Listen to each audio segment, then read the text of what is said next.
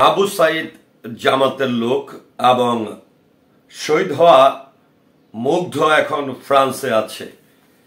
তো এটি শোনার পরে অনেকে অবাক হয়ে যেতে পারেন যে বৈষম্য বিরোধী ছাত্র আন্দোলনে প্রথম যে ছেলেটি শহীদ হয়েছে আবু সাইদ, তিনি নাকি জামাতের লোক। আর প্রত্যেকের কানে এই শব্দটি কিন্তু চলে আসে, সেই শব্দটি হচ্ছে পানি লাগবে পানি। তো ওই মুগ্ধ নাকি মরেনি, তিনি বর্তমানে ফ্রান্সে আছেন। এমন একটি পোস্ট করে ব্যাপক তোপের মুখে পড়েছেন এবং সমালোচনার মুখে পড়েছেন ঢাকা জাহাঙ্গীরনগর বিশ্ববিদ্যালয়ের দর্শন বিভাগের সহযোগী অধ্যাপিকা নাসরিন সুলতানা।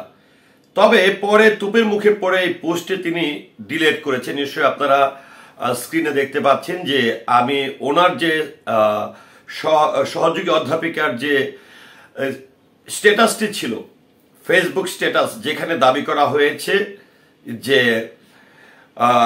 আবু সাইদ হচ্ছে জামাতের লোক এবং বর্তমানে মুগ্ধ অর্থাৎ শহীদ হওয়া মুগ্ধ ফ্রান্সে আছে।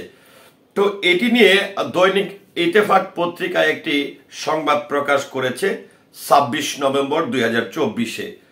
তো সেখানে তারা আসলে আবু সাইদ এবং মুগ্ধের বিষয়ে আসলে কি তথ্যগুলো তুলে ধরেছেন এবং সহযোগী অধ্যাপক নাসরিন সুলতানার স্ট্যাটাসকে ঘিরে তারা আসলে কি সংবাদটি প্রকাশ করেছেন সেটি একটু আপনাদের সামনে আমি উপস্থাপন করছি।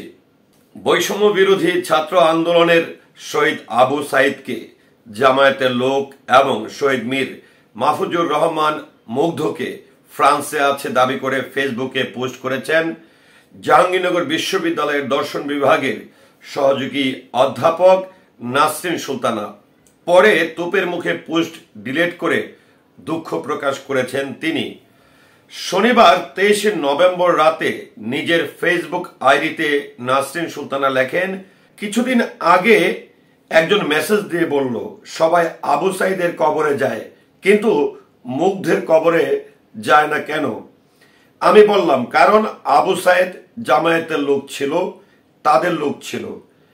এরপর সে আমার উত্তরে হা হা রিয়াকশন দিল।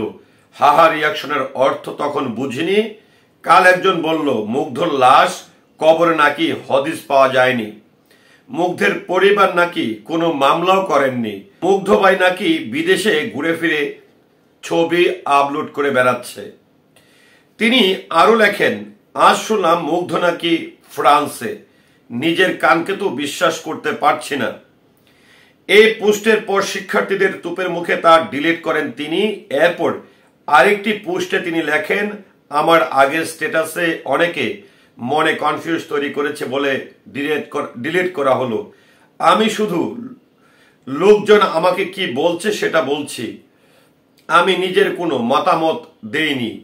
কারো মনের আঘাত দিয়ে থাকলে আমি দুঃখিত। শিক্ষকের এমন দায়িত্বহীন আচরণের কারণে তার প্রতি ক্ষুব্ধ শিক্ষার্থীরা তাকে চাকরি থেকে বরখাস্তের দাবি জানিয়েছেন। ইংরেজি বিভাগের শিক্ষার্থী সিফাত বলেন, বিলম্বে এই আওয়ামী দূষরকে চাকরি থেকে বরখাস্ত করার জন্য বিশ্ববিদ্যালয় প্রশাসনের কাছে দাবি জানাচ্ছি। এই বিষয়ে জানতে চাইলে নাসরিন সুলতানার সঙ্গে মোবাইল ফোনে একাধিকবার যোগাযোগ করা হলেও তিনি সাড়া দেননি। জানা গেছে তিনি দেশের বাইরে রয়েছেন। একজন প্রভাষক সহযোগী অধ্যাপক নাসরিন সুলতানের মতন মানুষ স্পর্শকাতর দুইজন মানুষকে নিয়ে, শহীদ হওয়া আবু সাইদকে নিয়ে এবং যে মুগ্ধকে নিয়ে যে স্ট্যাটাসটি দিয়েছে এটি নিয়ে আপনার মতামতকে আশা করছি কমেন্টের মাধ্যমে জানাবেন। সেই সাথে পুরো ভিডিওর সঙ্গে থাকার জন্য অসংখ্য ধন্যবাদ। আসসালামু আলাইকুম।